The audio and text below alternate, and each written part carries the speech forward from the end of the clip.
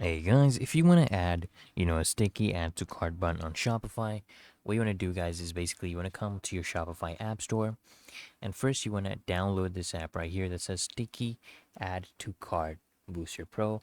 Well, it's $6.99 a month, but they have a free trial available. You can try. Just come here, click on install, and it might redirect you to sign in to your Shopify if you haven't logged in already.